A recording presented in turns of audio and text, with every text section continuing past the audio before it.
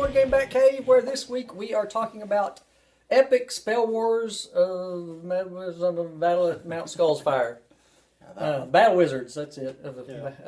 Duel at Mount Skullzfyre, which is a mouthful, but we usually just refer to it as epic spell wars, and I think most people do. This game is a quick card game, which we're going to rank on the four categories of components, theme, gameplay, and replayability. And we'll start by introducing ourselves. I'm Chris. Hey everybody, OGG Mike here for you. Gil. And we'll go ahead and jump right in with the epic spell wars with the components.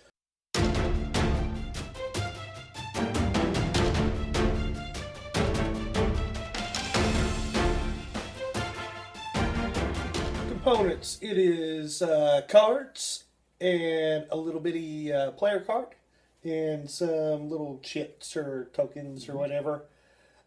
Some dice. Yeah, some dice. Nothing to this really.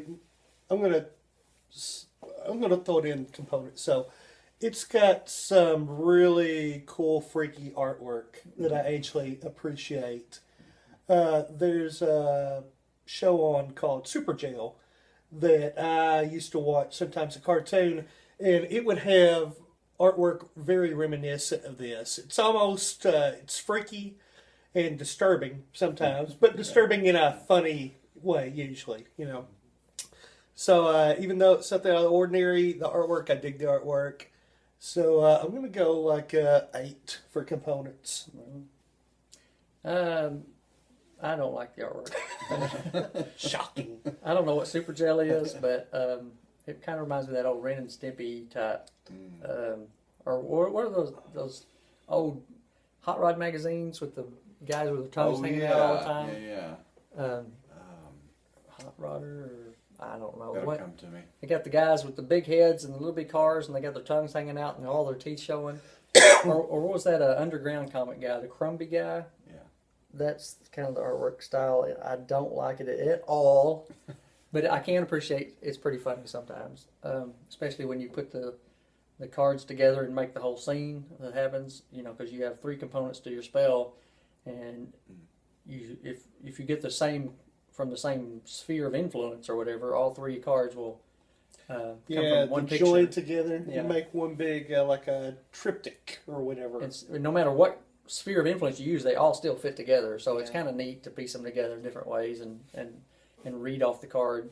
And so that boosted up. And the names of Yeah, them. the names And of the phrasing, it's really clever sometimes. There's a lot of There's some neat total things. humor in Yeah, there, but there's some- also some thinky stuff in it too, you know. I can appreciate it, and that will boost it, but then the artwork, I just don't like this artwork.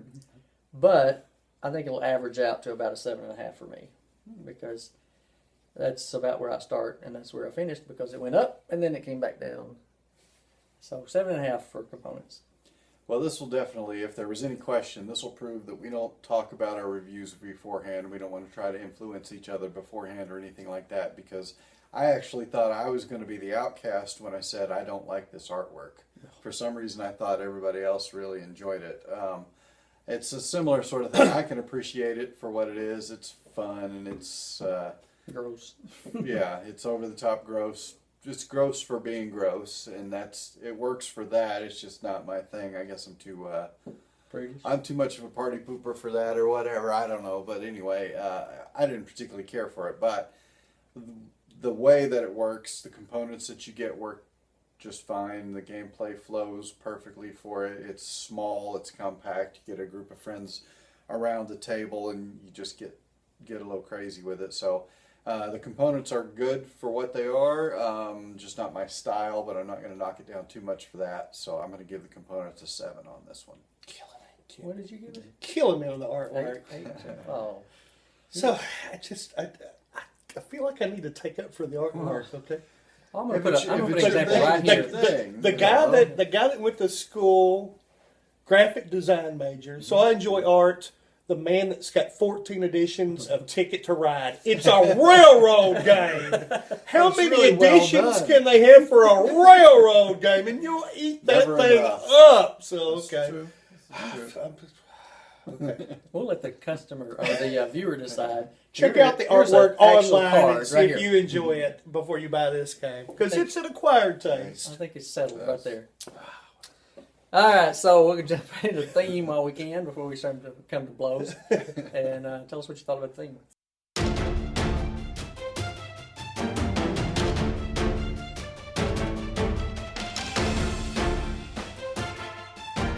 Theme is kind of quirky and kind of unique, and I don't think I've seen many games like this or whatever. Is that magic?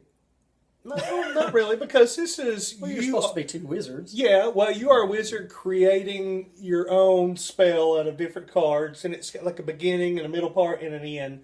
So the spells, there's a lot of uniqueness in there, and a bunch of combinations or whatever. And you're trying to be last man standing, more or less. You want to knock all the other wizards down in health and be the only one left. And all the cards are quirky and everything. And, you know, I just don't recall that many themes like this or whatever. There's some that are close, I guess, or whatever. But I thought it was pretty quirky enough and interesting enough where it kept my attention. And it was pretty easy to pick up and quick to play also. So I'm going to go 7.5 for this, you know. I don't know if it was anything earth-shattering. Something I haven't seen that much before, though. It's a gladiatorial type combat, so you've got several people in a room around Mount Skullzfyre, which they include a little... Yeah, I forget about that. Going back to components, I have no idea why they included that, because for an hour I spent searching the rule book. So what does this do? What is the purpose of this thing? And there is no purpose. It's just flair. It's just flair. Yeah. And so... or if it could hold a little shot glass and first wizard down. Yeah, well, you can always adapt it to your needs, I guess. It is. The theme is interesting. It's a bunch of wizards trying to kill each other, and the first one that goes out, or when you die, you get a dead wizard card token thing. So it helps you in the next round. So it's a twist on an old idea, and it's well, nothing more to say, and it's an epic spell wars, and so it's not really my thing, but it's decent, and so I can see a lot of people really getting into that theme. So I'll give it an 8. Yeah, this one theme for me, it's you get the flavor of the game right from the theme on this one. You know, the big long, overly wordy title. It's just goofy right from the get-go, and that's what this game is. This is a game to just sit around with some close friends and just kind of get stupid and get a little goofy, and you know, maybe some alcohol's involved. I don't know. If that's your bag. They might have refreshments. I'm not sure. I'm not sure, but He can't remember. But anyways, yeah, this is this is a party game. This is a let your hair down kind of a game. So the theme. What else are you going to go for when you're looking for something like that? I think it's just fine.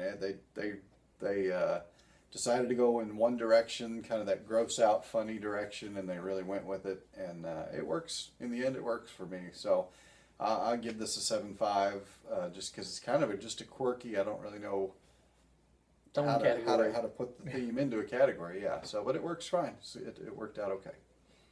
Okay, so let's try gameplay.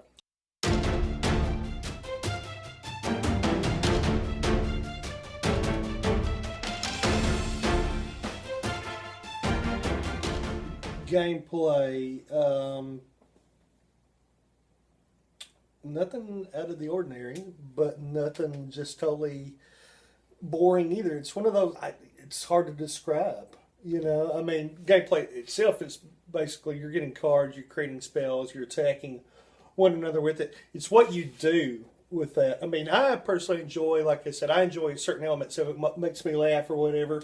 We've added elements of the story where we take on different personas of the wizards we're playing. Actually, in the book it says it recommends you read it in the style of your wizard. If you do it in the voices and you make up a little backstory or whatever, it is even more enjoyable. You know, the game, this is one of those games, you can make it out to be more than what it is. You know, it depends on the crowd you're with. Yeah, and if you're into it, then it can be a really good game. If you're not, if you're a bunch of gloomy gusses like these two over here, Debbie Downers or whatever, then they're not going to enjoy it as much as cool people like us, like you and me, cool people. So I guess I'm going to go.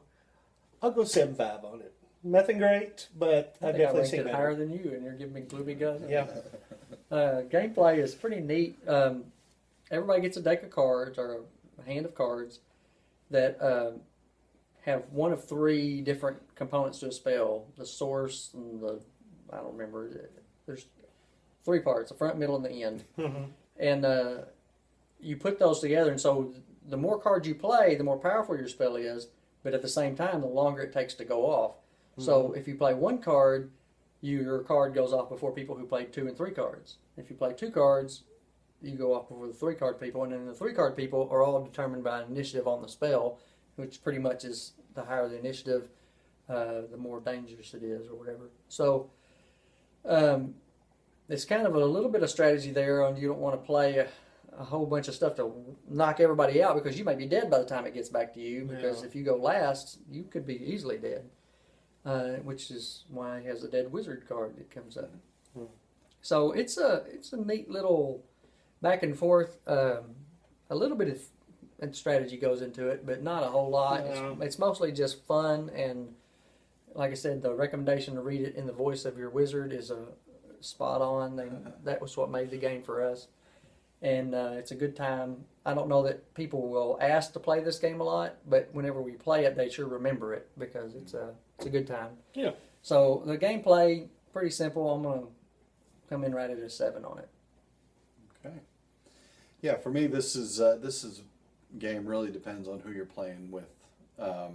You wouldn't want to pull this out in a room full of half strangers or people you just met, something like that. You're not going to have a very good time, most likely. Then again, maybe you are. Who knows? But this is kind of a different game, and you have to be committed to go with it and just have fun with it.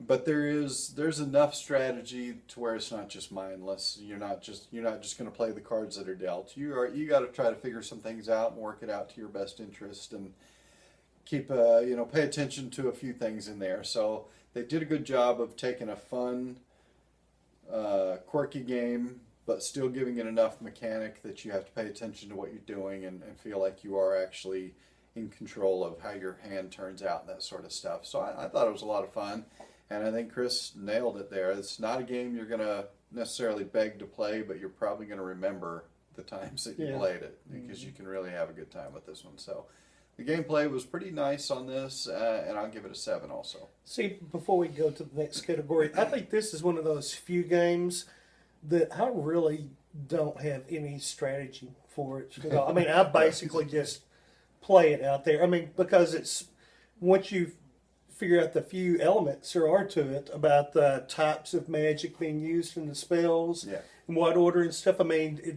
you can explain this to somebody literally in 5 minutes if it takes that long. Yeah. And I don't feel like there really is that much of a strategy. I mean, I may try to group my magic types together or something like that, but that's as far as my strategy goes in this game. I mean, it's in gameplay, even if you have 4 or 5 people, I mean, a game's going to literally last you 15 minutes, maybe 20 at the most. Mm-hmm. And Chris is right. If you start off with enough people, if you're at the end of that rotation, you may not get that first turn. Yeah. You may be smoked before your turn gets around, So, no doubt. All right, that leads into replayability.